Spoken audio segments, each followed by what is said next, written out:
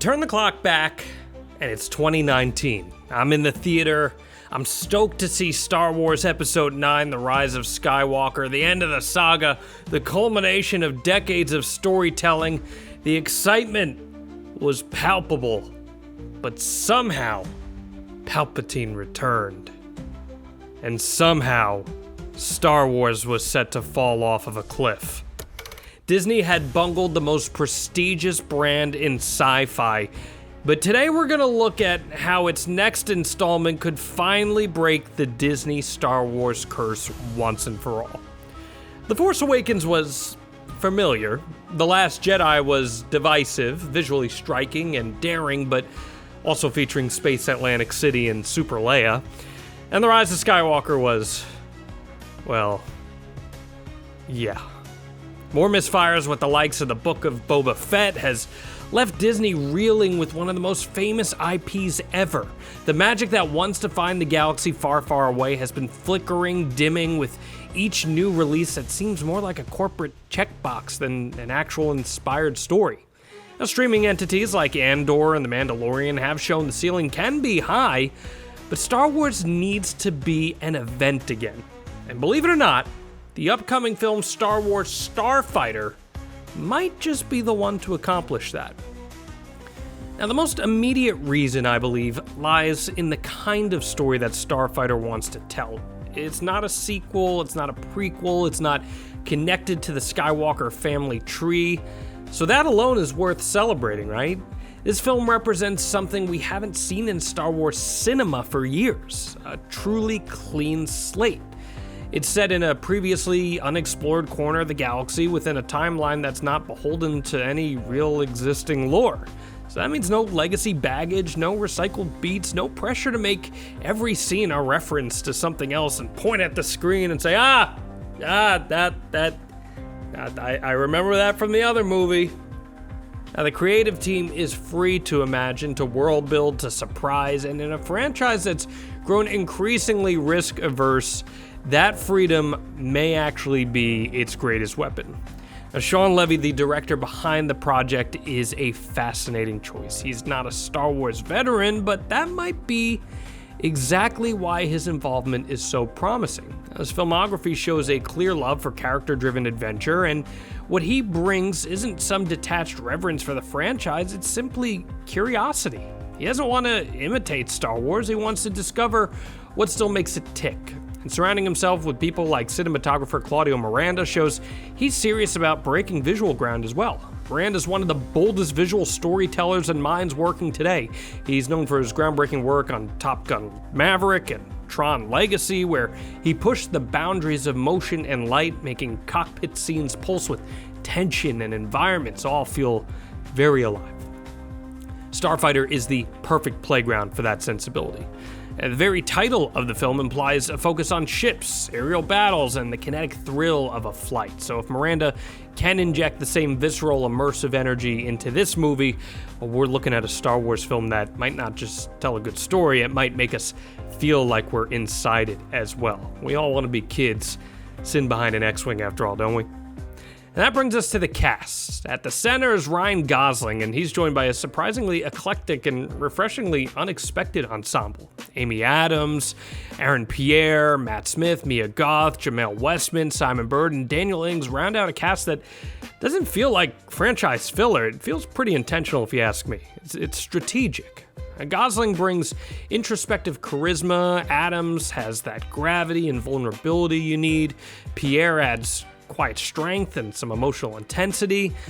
These are not actors who vanish into CGI noise. They're the kind of performers who make stories personal, who know how to anchor spectacle with a little bit of soul as well. And Star Wars so desperately needs that right now. It's an interesting decision to go with established names too, because traditionally Star Wars goes in the direction of the unknown with actors. But I don't hate the idea of thinking outside the box with some proven commodities. Let's call it for what it is, though. Gosling is indeed one of the hottest actors in Hollywood, and he brings some much-needed equity to the project.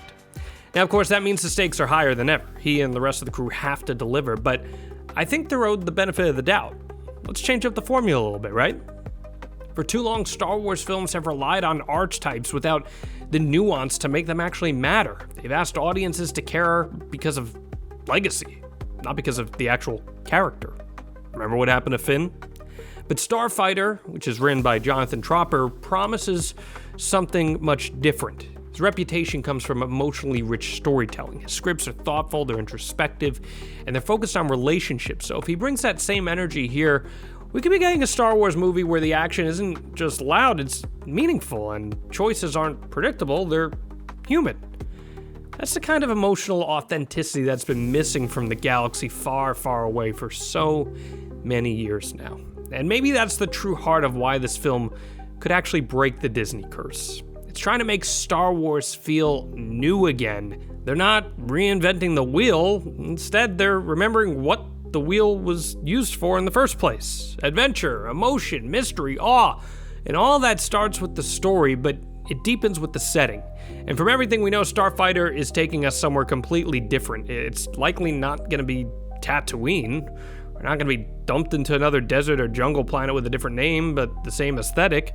This is part of the galaxy we haven't seen before, and that opens the door for some true imagination. Think crystal forests, bioluminescent terrain, magnetic storms, forgotten temples floating in orbit around black holes. The imagination can run wild, and that is one of the true important pieces of Star Wars magic, because Star Wars has always had the capacity for stunning world building, but for too long it's just played it safe. This is a chance to push boundaries again, to get weird, to get specific, to build places that feel like they have culture, history, and wonder. So if Levy, Miranda, and Tropper are in sync, well, this could be the most cinematic Star Wars movie in decades. Not the most explosive or expensive, it's not gonna be either of those, but maybe the most beautiful, the most soulful, the most immersive. And that's the kind of artistry that creates momentum, and we're not only talking about only at the box office here. Because here's the truth, the Disney curse was never just about bad films, it was about films that felt mechanical, they felt corporate, they felt safe, they felt predictable. Audiences stopped trusting Star Wars because Star Wars stopped trusting its own ability to surprise. And Starfighter seems ready to end that cycle. Let's imagine how this could look. The film opens not with a crawl or a sky battle, but something quieter, a single starfighter drifting through a nebula, scarred and limping. Inside a pilot, maybe say the handsome Gosling, breathing unevenly. He's talking to someone on a broken comm channel. Maybe it's a goodbye, maybe it's a confession. We don't know him yet, but we feel something already because the camera's tight, the lighting's intimate, and the sound design is rich with tension. We're not being bombarded, we're being pulled in. And that's how you make people care. I'm not writing the script here, but that's how you remind them Star Wars isn't just about galaxies, it's about the people that make them up. And then as the story unfolds, we meet the rest of the team. They're not a rebellion, they're not a Republic task force, maybe they're scavengers, they're researchers, they're just caught in something that's bigger than themselves, and Star Wars is supposed to be bigger than all of us. They're not larger than life legends, they're flawed, complicated, real, so let them argue, let them clash, let them fall in love, let them make mistakes. Star Wars is mythology, but mythology only works when it reflects the emotional messiness of actually being alive in the first place. The film doesn't need a Death Star, it doesn't need a Sith Lord, it needs a question, a conflict that challenges our heroes' beliefs, that asks them what they stand for and what they're willing to lose. Maybe it's about protecting an ancient artifact that could redefine what the Force even is. Maybe it's about choosing between saving a world and saving each other. It's not the size of the threat that matters, it's the weight of the decision. Do you see what I'm saying here?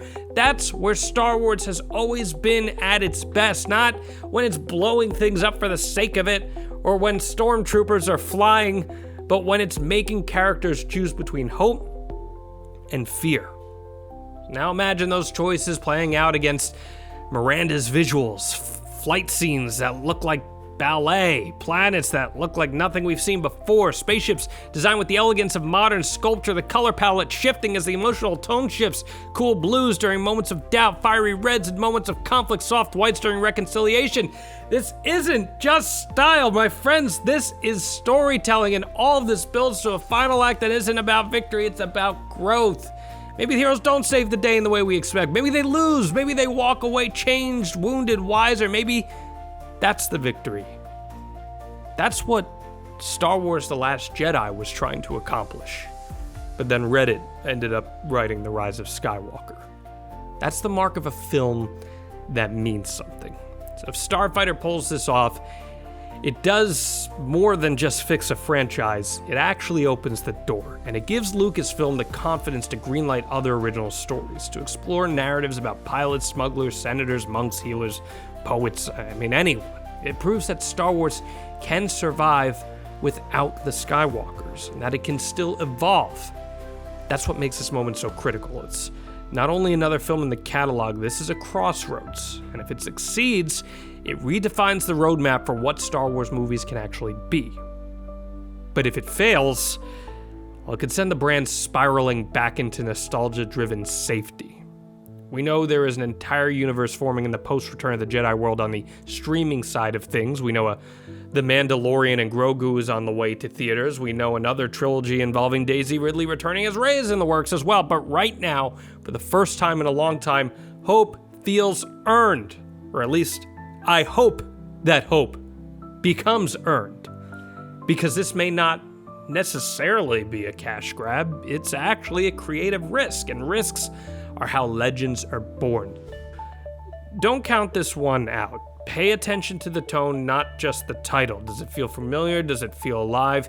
Because that difference will tell you everything. Star Wars Starfighter might just be the spark that reignites the galaxy, not by giving us what we already know, but by daring to show us something new. And in a franchise long overdue for rebirth, that kind of courage might be the force we've all been waiting for. And this is where the fun begins.